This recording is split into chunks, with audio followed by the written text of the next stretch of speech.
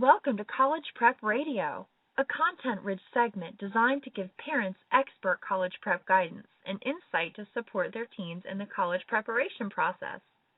Here's your host of College Prep Radio and College Success Coach, Ashley Hill.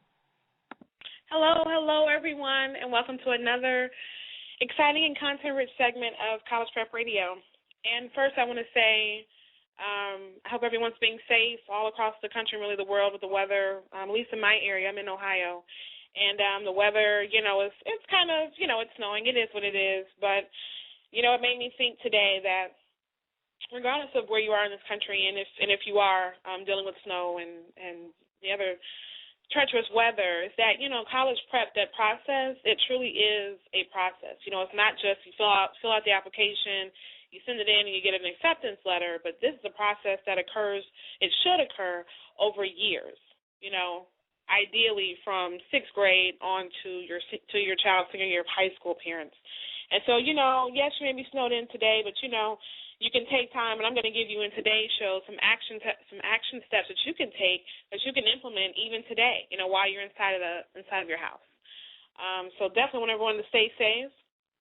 Also, I want to say that I hope everyone had a great Christmas. I know I did. My brother came down from Chicago and had a friend over and went out to the movies last night and just definitely enjoyed having a peaceful, drama-free Christmas. So I hope you guys did as well. All right, so, this is our last show of this year. I cannot believe this year has flown by so quickly. 2012 it's almost over, but before we get out of the door here with 2012, I really want to give you parents really some guidance into what we're looking for, what you should be thinking about in terms of the college prep process for 2013. How should your teens be preparing, what things you guys need to keep in mind so that you just stay on top of the process, not get behind, but also that you can really navigate through what I call the information overload, the college prep information overload. And basically there's so much stuff out there, whether it's online, and books in the library, programs, which maybe you're hearing from your neighbor, maybe your teen's cousins are telling them different stories if they've already gone on to college, or maybe you have stories of your own parents when you were in college. And there's just so much information out there. But really, parents, you and your teens have to focus on, you have to have a very focused strategy, because it's so easy to get distracted by information that really doesn't pertain, parents, to you or your teen situation. So it's very important to really stay focused and have a strategy about it. I really think the most successful students are strategic in how they prepare for college and how they prepare for their transition to life after high school. So before I get into that, I welcome your questions and comments. Feel free to call in at 347-857-4638. Again, that's 347-857-4638. All right, so let's jump into our first one here. I'm going to give you guys a few things to keep in mind here. Number one, in the next year, is to take advantage of free college courses. Now, I've mentioned this on a few shows before. By the way, all of our shows are archived on Blog Talk Radio, and also they're on iTunes. Parents, while you're driving or going to work or just on your outings, definitely I encourage you to listen in, have your teens to listen in on iTunes or to our archive shows on Blog Talk as well. But, yeah, the first thing is to take advantage of free college courses. And what I'm referring to is that in many school districts across the U.S., many state programs, they have a free program for families, for students, and it's called the PSEO program. That's the Post-Secondary Education Options Program. And basically that allows your high school students' parents to be dually enrolled as a college student at the same time. So basically students are receiving high school credit and college credits for free. Of course, there are requirements. But I definitely, parents, encourage you, first of all, to talk over with your teens. It's a great opportunity. I did it. My brother did it as well. And taking on those credits that I did in my senior year, I actually was almost a sophomore by the time all those credits added up. And then I did an additional program at my undergraduate school, Kent State University, in the summer before school started, my freshman year. So by the time all of that added up together, and those were both free programs, I was basically a sophomore when I started my first semester of my freshman year. And parents, number one is this is going to really show your students the level of college work that they will have to provide and to do and complete. It also gives them a chance to kind of see how does the campus function, where are the resources at, how the professors, how do they handle assignments, group projects, if you have to turn in something late, if you're going to miss class because you're ill. Just gives them a chance to be in those different scenarios, because I think something that is kind of a what I call a two-edged sword is the freedom. Because number one, your students, well, they're adults. They go on campus, the college, will communicate back and forth with them. Parents, you cannot go to your child's professor and ask questions. They will be talking to your student. So that's that side of it. But then it can be a double-edged sword, because if you don't know how to be responsible in your freedom, parents, and I'm sure you've heard too many stories, or if you've gone to college, maybe you saw it personally, but I can attest to it. That people, their spending was out of control. I mentioned in the last show buying pizza for the whole floor. People they don't even know. Spend using their credit card or bank card and overdrafting on purpose, or, engaging in drinking, or drugs, or, just different relationships, different, just unhealthy and unsafe situations, because you have that freedom, but it has to be managed. So with that said, parents, I definitely think that participating in this program can help. There's different requirements from state to state. That's why I encourage you, first of all, parents, to sit down with your teens and just discuss the opportunities. And, I just encourage you to make a list. Have your pros and your cons about it. For example, yes, this is a free program. Your books are included. You definitely get the chance to, like I said, get both credits, but you also have to look into if your student, are they old enough to drive? When I first started, I wasn't old enough to drive, and so my dad had to take me. Fortunately, his schedule worked out, but the following January, when I'm 17, I was able to start taking myself, so that's one thing to keep in mind. Also, parents, there is a grade requirement. Your child has to maintain a 3.0 in each class, at least. If not, then that is considered failing, and they will not be receiving credit, and you will have to do some reimbursement back to the state. So you definitely have to look at that. But what I will say in regard to that is I know that can sound daunting because your child's never been in college before. I can understand that. But I've looked at the research, and I'm just with me going through this process, that shouldn't be the deciding factor, the GPA, because really what I think this program does, and it did for me, is it requires your students in some way to rise to the occasion. They have to come up to another level to be successful in their classes, because, yes, my professor knew that I was a high school student while I was in class, but my peers didn't know unless I told them. And so I was required to write, 5+ page reports, for class. I wasn't given special treatment. I had exams just like everyone else. They were not diluted. They weren't, I wasn't given an easier version of the test, so I had to rise to the occasion. But that really prepared me for college, because that's the level that you have to perform at. It has to be a level above high school, or else it wouldn't be college. So, I really appreciate the fact that they don't, dumb it down, or they don't dilute the information just because you're a high school student, but you're expected to perform at that level. So overall, parents, I really enjoyed it. That really propelled me, because then I had to also balance the schedule, and that's another important thing, not only in school in general, but in college as well, is with so much freedom and such an open schedule many times with your classes that you have to balance between, going to the gym, staying healthy, keeping your stress levels down, balancing with friendships and going out, and then obviously the main priority, which is your academics. And so this program, I was in drill team and choir and other different activities. In addition to, I had, 2 or 3 classes still at high school. So I had to learn how to balance my homework and writing my reports and group projects and meetings. I had to balance all that together, and it taught me. It really refined my time management skills. So parents, these are all the pros, really, and really, what you guys need to discuss is your student ready to take on this level of work? And really have a candid conversation with them. And then after that, parents, I encourage you to have your team to talk to their school counselor, get insight from them.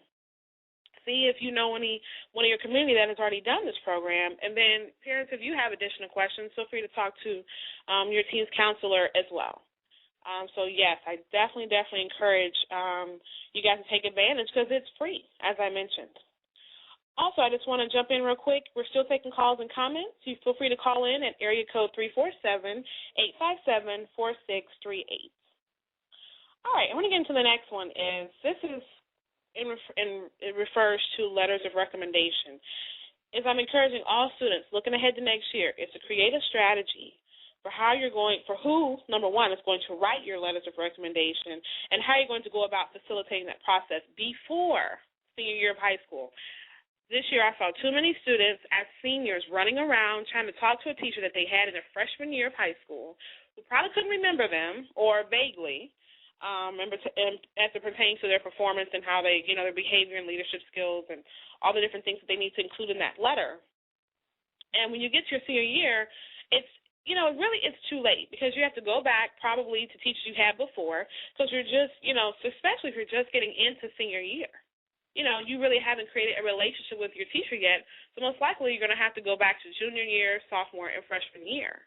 That's why I'm encouraging students to, as they go along, as they enter into each level, starting with freshman year, to start approaching their teachers beforehand. Keep in contact with them.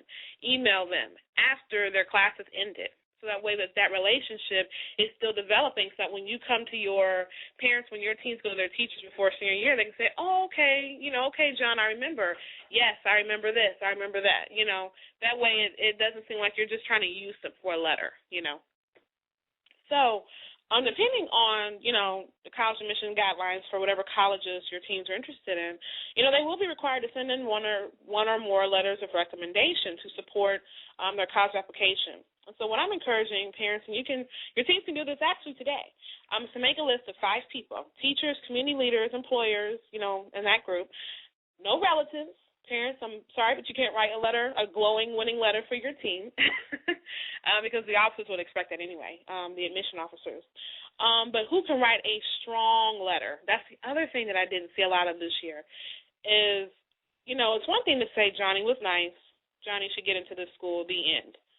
That's not good enough. When I say strong, they need to be able to show examples of your teen's qualities. I talked on this on a previous show about leadership qualities and academics and volunteer hours and experiences and internships. All of that information needs to go into these letters of recommendation. The stronger, the better. And so it's really a twofold process. The teacher or whoever's going to write the letter of recommendation, they need to know what I call your teen's stats. And what I mean by stats is they need to know GPA, SAT, ACT scores if they're available, what activities your teen has been in, what are their experiences with that, what were their roles, what were some of the requirements and responsibilities of those roles. So basically, I want your teens to write a resume. They should be learning this skill anyway. But to write a resume, put all that information together for the person who's writing the letter so that they have all the information. Now, that doesn't mean that they're going to use all the information, but that can help them to create what I call an overall and strong assessment as far as they know it of that student. Because colleges are looking for strong letters of recommendation. That can only support and help your teen's college application, especially if they're lacking in other areas. That can really give them a boost in the eyes of the admissions counselor or the admissions officers. Next, I want to get into the SAT and ACT. Number one is I really this year and just in the past years, yes, there have been a lot of students taking the PSAT, but there needs to be more. Now, I took the PSAT, and that's basically the practice SAT, for 2 reasons. Number one, it's required by a lot of colleges now. But in addition to that, taking that practice SAT, I took it 3 times. I took it freshman year, sophomore year, and junior year before I took it officially, the SAT, in my senior year. And the PSAT gives you a chance to see what material is going to be covered, of course. And so repetition, you're going to perform better when you've, seen the material, you've seen the line of questioning, you've seen what you need to know. So that's number one. Parents, drag your students, if need be, to the school, high school, and have them take that PSAT. I love how when you get the results back, they actually analyze what areas of weakness your teens have. That is very key. They are telling your teens what to work on. So then as you go through taking this more than one time, maybe when you first take it, you have 5 areas of weakness, right? Well, if you focus on those strengthen those 5 areas, then, when you take it your sophomore year, that may go down to 3. And then maybe 2 weakness areas maybe in your junior year. So they're showing you what to focus on. So you can do what I call target studying. So you don't have to do a free-for-all type fashion, but you can target, because that's really what I want parents, you and your team, to take away for next year and to really focus on next year. Your theme is to be that we're going to target. We're going to target our focus on specific things, specific strategies for next year. No more of this free-for-all, just all over the place. That's really not going to cut it, and that's really not the best way to prepare. But the other reason why I like the PSAT and really the practice ACT as well is that not only does it show you the content that you need to know, but it also shows you test-taking strategies. So, for example, there's an allotted certain amount of time. You can't spend 20 minutes on one question. Then also it shows you what I call the elimination process. When you're looking at a question, how to eliminate, 1, 2, or possibly 3 answers, leaving you with the 4th one. Also, there's an essay portion now. So, knowing that, you can practice and focus on that beforehand and how to, focus on, a strategy that works for you. A lot of people like to follow that 3.5 paper model, where it's 5 paragraphs, three main paragraphs with an introduction and conclusion. For example, a lot of people for the essay portion like to do an outline first. I encourage that. That's what I did, and that really works for me. But in addition to that, with the PSAT, is you can win scholarships. You can win scholarship money for college. So that's another great way. That should be another great incentive for taking that test. It gives you more practice. You're getting a chance to see what content you need to know, which will be confirmed when they analyze, the results. You're going to learn, you're going to really learn how to, really use your test-taking strategies, and then you can also win scholarships. And that's only for the PSAT. So for the PSAT, the practice ACT, as well as the actual versions of the test, I really encourage you, parents, to encourage your teams to look at these test dates. Really, I would say a year prior, because they should have, like now, they have the 2013 dates out now. And I encourage you, parents, to have your teams to add those dates to the calendar at home, at school, have it in front of them, put it in their phone, their smartphone or what have you, and also ask their school counselor about free resources. There are so many organizations, so many websites, so many materials, most likely in the guidance office, that are free resources for your teams. And occasionally on my Facebook page, Prep4 College, I also, throw in tips every once in a while, with that. Mostly on the content, but sometimes I'll throw in the test-taking strategy, so definitely pay attention to that. On Twitter, Prep4, or the word 4, F-O-R College on Twitter. I also like to share tips and strategies on there as well. So I definitely encourage you, parents and your teams, to take advantage of all these free resources. All right. I'm going to get into the next one, and this one is a pretty big topic. Is don't search for college scholarships randomly. That is, it's inevitable in a way, because when you don't know, parents, your teens they'll just start checking, hey, let's check the finaid.com website. Let me check the, just any of these other scholarship search engines. Now, that's okay. However, I want you to kind of think about it in a new way for next year. And that starts with understanding that there are a countless number of scholarship resources online, at the library, at your teen school. But I have found that the successful scholarship applicants, they have a strategy. They're very strategic about how they're searching for scholarships, and they do that first by looking at specific qualities that pertains to them. So, for example, there are scholarships for height, gender, if you're left-handed, if you have certain, cultural and ancestral roots, your race, religious beliefs, political beliefs, certain majors, certain careers.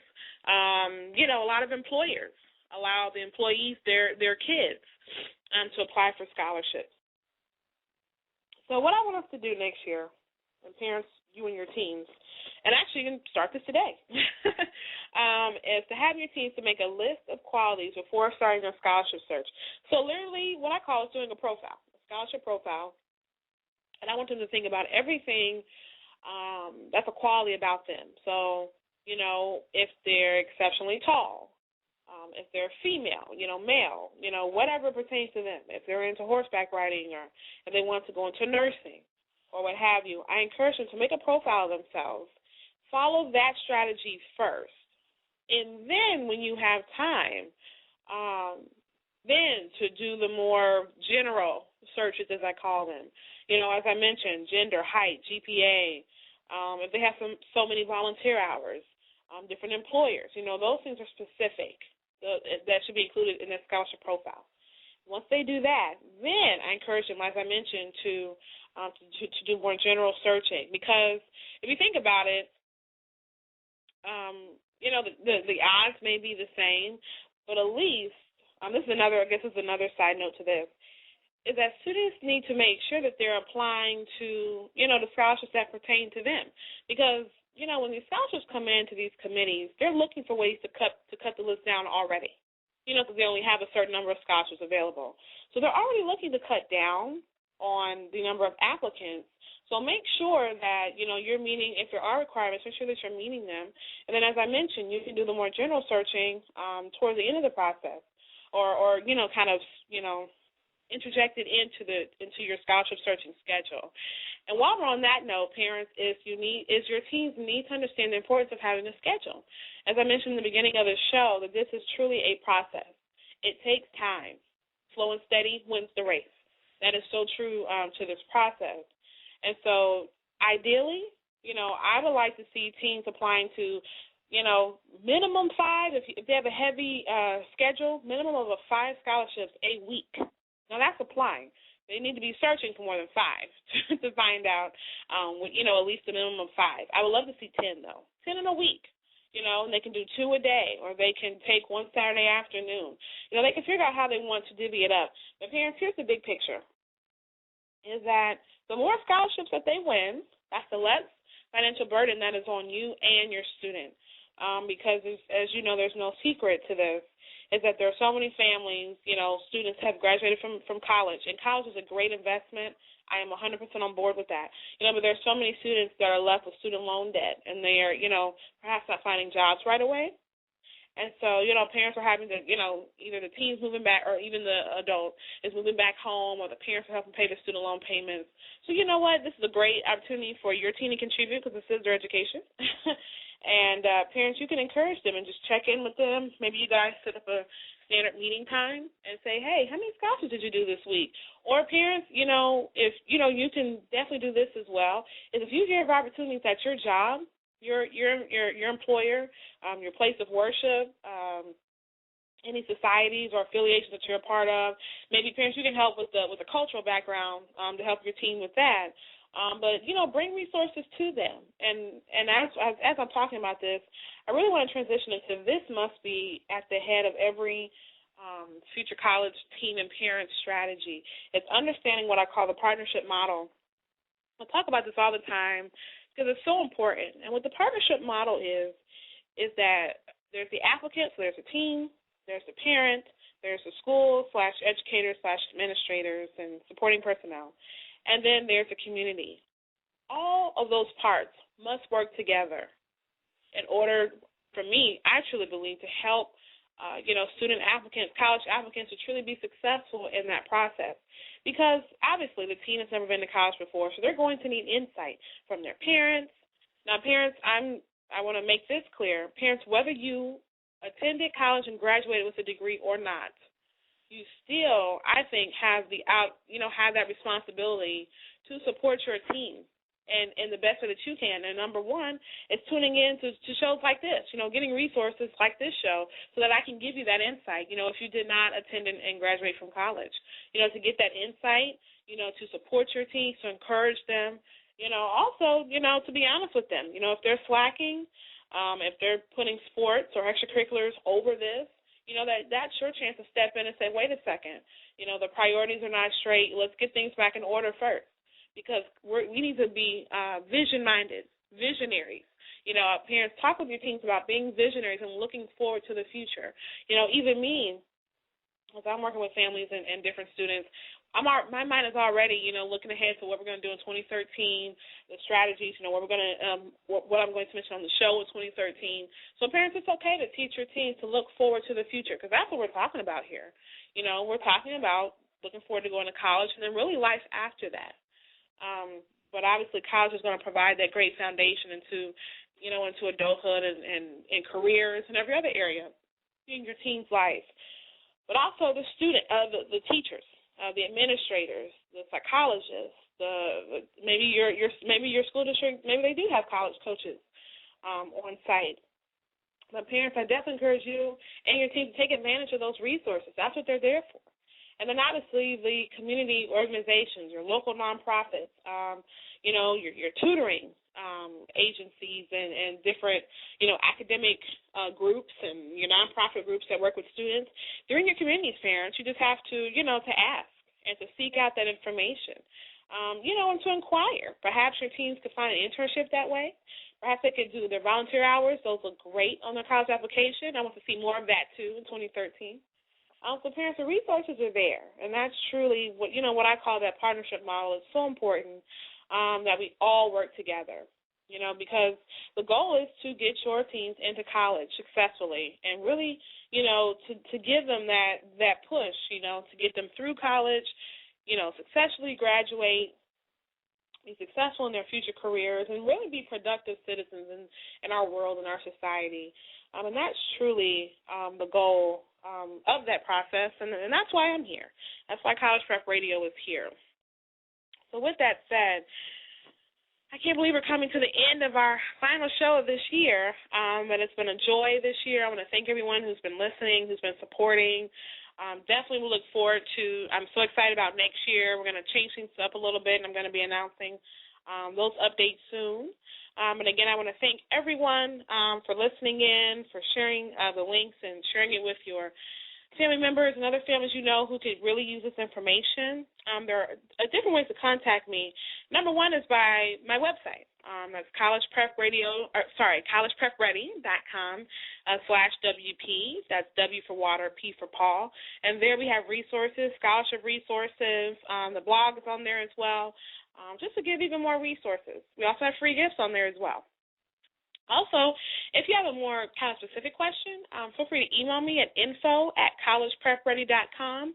Again, that's info@collegeprepready.com. I mentioned earlier that I love Twitter, and I'm on there. And so that's prep, the word for, FOR College. Again, that's prep, the word for, FOR College. And also I'm on Facebook. We have a fan page just for you guys. I encourage you to join and spread the word. That's prep, the number 4 college. Again, that's prep, the number 4 college. Also, if you want to work one-on-one with me and I can help parents help your teens to create that strategy that they need to really get ahead in this college prep process, we do have our Student Executive Academy, and that's where we do one-on-one coaching with me. And I really help your teens to figure out what needs to work for them specifically, get them focused, on their process and what they need to do specifically. And so you can check that out on our website under Student Executive Academy. So I definitely encourage you to check that out and work with me next year. Also, parents, I just want to leave you with this, and it's a quote from a book that I recently published called Celebrating the Journey, Rediscovering Me, and that's where I really chronicle my journey through college and some life lessons that I learned. But I want to pull out one thing after we close the show, and that is, if parents, as you're teaching, as you're working with your teens, encouraging and supporting them in this college prep process, I encourage you to really help them to know who they are. Now, this extends beyond academics, but to be solid in who they are so that when they're going through this process that they will stay true to who they are, and that will carry, that same strength of spirit will carry with them and stay with them through college and really life beyond that. So I definitely encourage you to get that book for your teens. You can read it as well. Parents, it's an easy read. Again, it's called Celebrating the Journey, Rediscovering Me, and we'll see you guys in 2013.